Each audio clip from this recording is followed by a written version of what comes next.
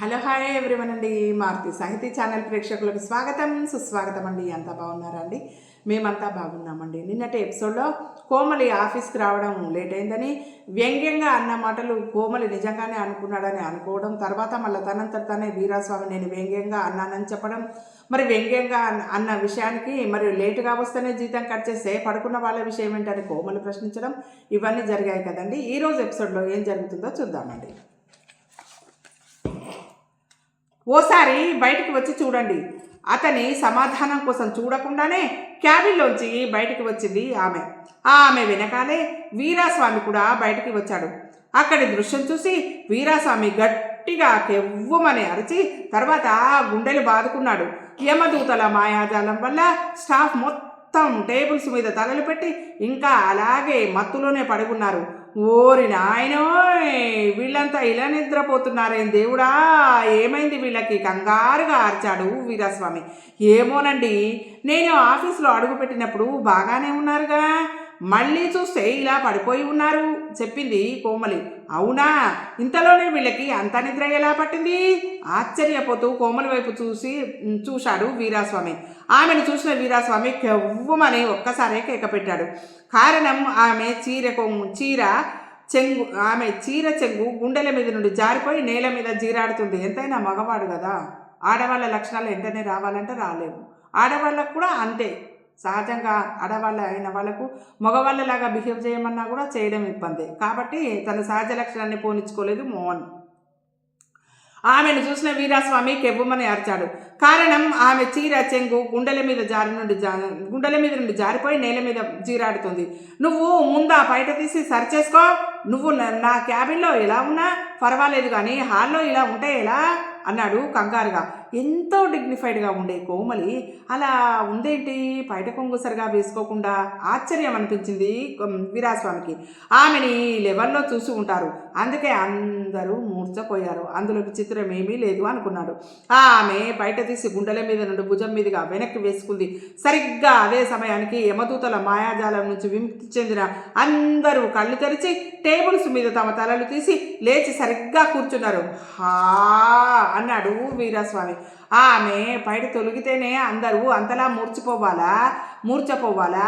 జనము చాలా సెన్సిటివ్గా తయారయ్యా. మరి అందరూ బద్ధకంగా ఒళ్ళు విరుచుకొని ఒక్కసారిగా అందరూ ఆవులించారు. తర్వాత తమ బాసు వీరాస్వామిని చూసి కంగారుగా లేచి నిలబడ్డారంతా.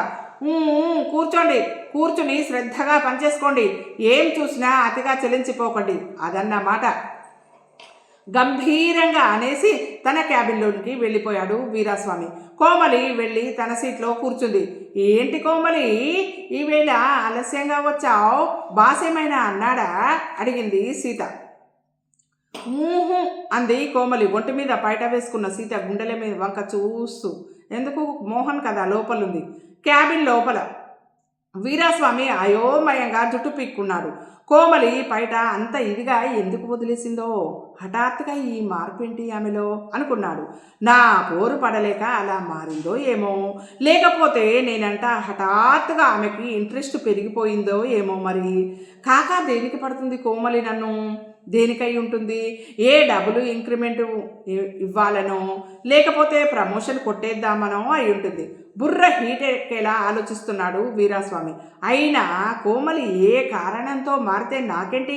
ఈ వేళ నుండి నా ముందు పైటలు వదిలేస్తూ నాతో చాలా ఫ్రీగా ఉంటుంది, అంతే చాలు, నా పంట పండింది అనుకుని అహో అని అరిచాడు సంతోషంగా వీరాస్వామి. ఫ్యూను చటుక్కున క్యాబిన్ తలుపులు తెరుచుకుని లోపలికి వచ్చాడు. పిలిచారా సార్ అని అడిగాడు. వీరాస్వామి సిగ్గుపడిపోయాడు. ఏమైనా తనకింత ఆనందం పనికిరాదు. సరే, ఆనందంగా ఉన్నా దాన్ని ఇంత ఇదిగా బయటికి ఎక్స్ప్రెస్ చేయడం అంతకన్నా తగదు అనుకున్నాడు వీరాస్వామి. ఏం సార్ పిలిచారా అడిగాడు ఫ్యూన్ మళ్ళీ. నేను నిన్ను ఎప్పుడైనా నోటితో పిలిచానా?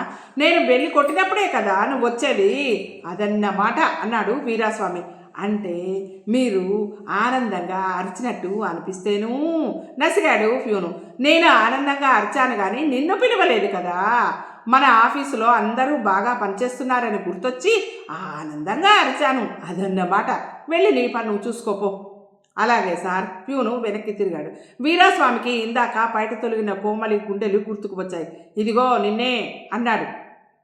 ప్యూను వెనక్కి తిరిగి చూశాడు.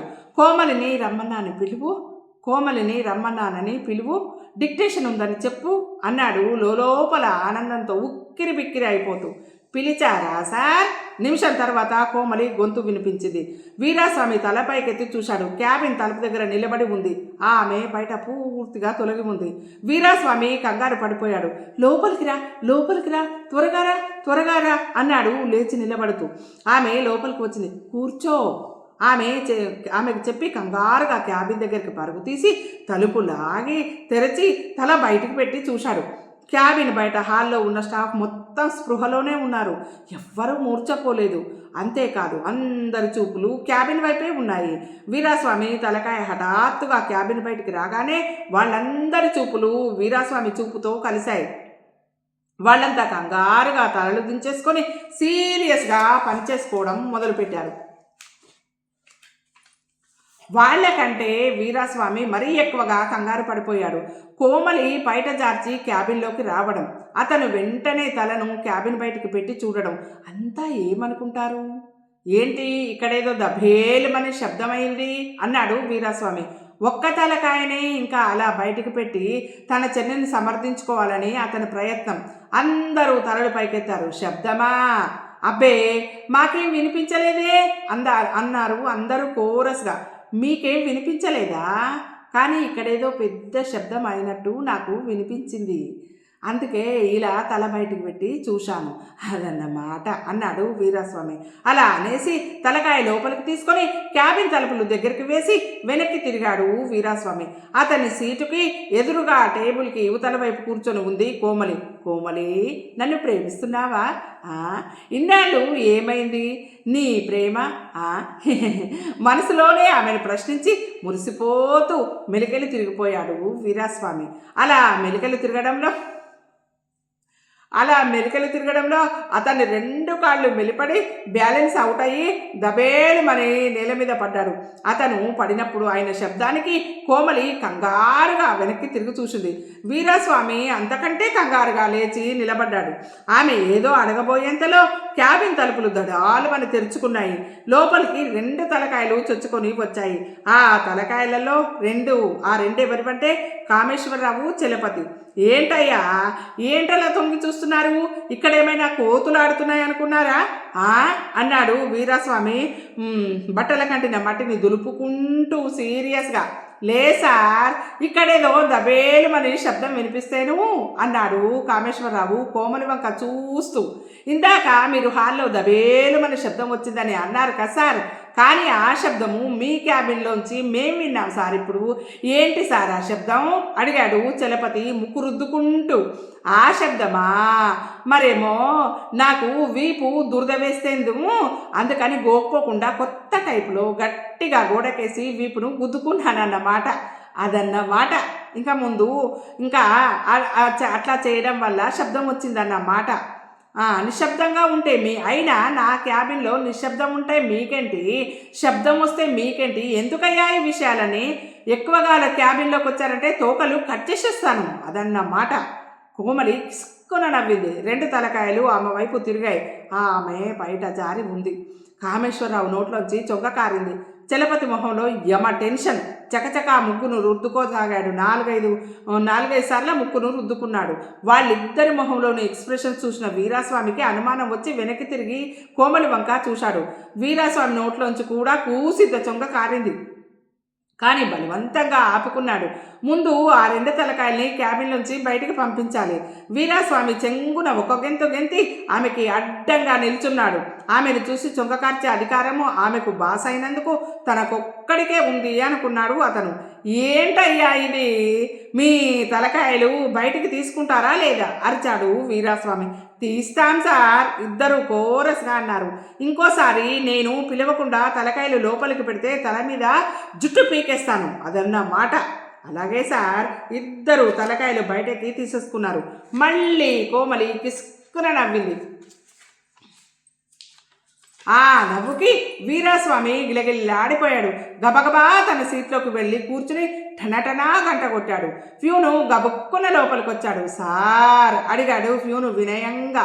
వెధవా, ఇది వరకు 2-3 సార్లు బెల్ కొట్టినా రాని వెధవా ఇప్పుడు ఇలా కొట్టగానే వచ్చేస్తున్నాడు మనసులో అనుకున్నాడు వీరాస్వామి. నువ్వు క్యాబిన్ బయట స్టూల్ మీదే కూర్చో, నేను పిలువందే ఎక్కువసార్లు లోపలికి రాకు ఎప్పుడైనా చెప్పాడు ప్యూన్తో. అలాగే సార్, ప్యూను చొగకార్చాడు.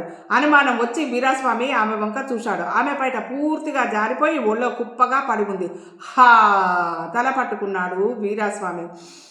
ఆమెని బయట సరిగ్గా వేసుకోమని చెప్తే అతను ఒంటరిగా ఉన్నప్పుడు కూడా సరిగ్గా వేసుకుంటుందో ఏమో అని భయము, చెప్పకపోతే ఇలా అందరి ముందు ఫ్రీ షో ఇస్తుందని ఇదో భయము. ఏం సార్ తలనొప్ప? వీరాస్వామిని ఆప్యాయంగా అడిగాడు ఫ్యూను కోమలి వంక చూస్తూ. సారు నేను, ఆమె కాదు. నాకేం తలనొప్పిగా లేదు, నువ్వు ఇంకా వెళ్ళొచ్చు అదన్నమాట అన్నాడు వీరాస్వామి పళ్ళు నూరుతూ. అలాగే సార్. ప్యూను బరువెక్కిన గుండెతో వెనక్కి తిరిగాడు. ఇదిగా మాట పిలిచాడు అతను. అతని పిలుపు వినగానే ఎంతో హుషారుగా వెనక్కి తిరిగి సార్ అన్నాడు అరుస్తున్నట్టుగా. దగ్గరికి రాకు, మరేం లేదు. నీ జేబులో కర్చీఫ్ ఉందా? ఉంది సార్, దాంతో నీ మూతి తుడుచుకుని బయటకెళ్ళు. అలాగే సార్ నిరుత్సాహంగా వెళ్ళిపోయాడు ఫ్యూను. జేబులోంచి రుమాలు తీసి మూతి తుడుచుకుంటూ బయటకు వెళ్ళిపోయాడు ఫ్యూను. వీరాస్వామి ఆమె వైపు తిరిగాడు. ఇప్పుడు ఆమె బయట పూర్తిగా కప్పుకొని ఉంది. అబ్బా, బాధగా తల పట్టుకున్నాడు వీరాస్వామి. ఏంటి సార్ తలనొప్ప అడిగింది కోమలి. అవును, చెడ్డ తలనొప్పి. కళ్ళు మూసుకొని కడతలు రుద్దుకుంటూ అన్నాడు వీరాస్వామి. ఇప్పుడే కదా సార్ లేదని చెప్పారు, కానీ ఇప్పుడే వెంటనే వచ్చేసింది అదన్నమాట. మాత్రలు ఏమైనా తెప్పించమంటారా సార్ అడిగిందామె. అతను కళ్ళు తెరిచాడు. ఆమె బయట మళ్ళీ జారిపోయి ఉంది. ఆహాహా ఆనందంగా అన్నాడు అతను. ఏంటి సార్ ఏమైంది? నా తలనొప్పి వెంటనే తగ్గిపోయింది అదన్నమాట. ఏంటో సార్ మీ తలనొప్పి ఇలా విచిత్రంగా రావడమేంటో, వెంటనే తగ్గిపోవడం ఏంటో. మీరు వెంటనే మంచి డాక్టర్ని సంప్రదించాలి సార్. అలాగే నీ మాట నేనెందుకు కాదంటాను అని మెలికలు తిరిగాడు వీరాస్వామి. పాపం, ఈయన చాలా మంచివాడులా ఉన్నాడు, తన సబార్డినేట్స్ ఏం చెప్పినా వినేలా ఉన్నాడు అనుకుంది కోమలి. సార్ ఇంతకీ నన్నెందుకు పిలిచాడు సార్ అడిగిందామె. అంటే మరేమో ఏదో చెప్పబోయాడు వీరాస్వామి. సార్ ఉలిక్కిపడి గుమ్మం వైపు చూశాడు వీరాస్వామి. ప్యూను నిలబడి ఉన్నాడు వెర్రి మొహం వేసుకొని. వీరాస్వామి మొహంలో నవ్వు మాయమైంది. ఏంటి కఠినంగా అన్నాడు. అంటే మరేమో లోపలికి ఎవరిని రానియొద్దని అన్నారు కదా సార్. ఒకవేళ మన చైర్మన్ గారి పిఏ వచ్చారే అనుకోండి. దీర్ఘాలు తీశాడు ప్యూను. వీరాస్వామి కంగారుగా లేచి నిలబడ్డాడు. ఏంటి మన చైర్మన్ గారి పిఏ ఇప్పుడు వచ్చాడా? లోపలికి రమ్మను. రాలేదండి. ఒకవేళ వస్తే ఆయన్ని కూడా లోపలికి రానివ్వద్దని అంటారా అని అడుగుతున్నాను. అరిగిపోయిన రికార్డులా అనసాగాడు ఫ్యూను. వీరాస్వామి ఫ్యూను ఒక అసహనంగా చూశాడు. వాడి చూపులు ఆమె గుండెల మీద. వీరాస్వామి చెంగున యువతలకి గెంతి ఆమెకు అడ్డంగా నిలుచున్నాడు. అంటారా వాక్యాన్ని పూర్తి చేశాడు ఫ్యూను. ప్రస్తుతానికి రాలేదు కదా, వచ్చినప్పుడు చూద్దాంలే విసుగ్గా అన్నాడు అతను. ఒకవేళ అమ్మగారు వస్తేను సార్? అమ్మగారు ఇప్పుడెందుకు వస్తారు? ఏమో సార్, ఎప్పుడైనా షాపింగ్ కానీ ఈ వైపుకు వస్తే మీ దగ్గరికి వస్తారు కదా సార్. అబ్బబ్బా, నీ సందేహాలతో చస్తున్నానయ్యా బాబు. ఆవిడ వచ్చినప్పుడు చూద్దాంలే, నువ్వెళ్ళు అరుస్తున్నట్టుగా అన్నాడు వీరాస్వామి. అలాగే సార్ బాధగా అన్నాడు. వీరాస్వామి తన సీట్లోకి వచ్చి కూర్చున్నాడు. ఇందాక ఏం చెప్తున్నాను అడిగాడు. అదే సార్, మీరు డిక్టేషన్ ఇస్తానని అన్నారు కదా, నేను అడిగితే మీరు ఏదో చెప్పబోయారు గుర్తు చేసింది కోమలి. అదా, మరేమో డిక్టేషను ఇద్దామనే అనుకున్నాను కానీ ప్రస్తుతం ఆ మూడ్లో లేను అదన్నమాట అన్నాడు వీరాస్వామి. అలాగా, అయితే నేను వస్తాను సార్. సీట్లోంచి లేవబోయింది కోమలి. లేవద్దు, డిక్టేషన్ ఇవ్వడానికి మూడ్ లేదని అన్నాను కానీ నీతో మాట్లాడడానికి మూడ్ లేదని అనలేదు కదా. మనం కాసేపు కులాసాగా కబుర్లు చెప్పుకుందాం అదన్నమాట అన్నాడు. అబ్బా, పడగా చాలా మంచి ఆఫీసులో పడ్డాను. బాస్తో కులాసాగా కబుర్లు చెప్పుకుంటూ జీతం తీసుకోవచ్చు అనుకుంది ఈ కోమలిలోని మోహనాత్మ. అలాగే సార్, మీరు చెప్పండి, నేను వింటాను అందామే హుషారుగా. అతను 2 క్షణాలు ఆలోచించాడు. మనం ఆఫీసులో కంటే మరేమో ఏదో అనబోయి ఆగిపోయాడు అతను. చెప్పండి సార్, ఏంటి అలా ఆగిపోయారు? చెప్తే ఏమీ కోపం రాదు కదా. ఇదివరకటి ఆమె స్వభావాన్ని తలుచుకొని భయపడుతూ అడిగాడు వీరాస్వామి. మీ మీద నాకెందుకు కోపం సార్? మీరు నా బాసు, నేను మీ దగ్గర సబార్డినేట్ని. మీరు చెప్పింది వినాలి కదా. అంటే ఇది ఆఫీస్ పని కాదు కదా నసిగాడు అతను. పర్వాలేదు చెప్పండి మీరు ఫస్ట్.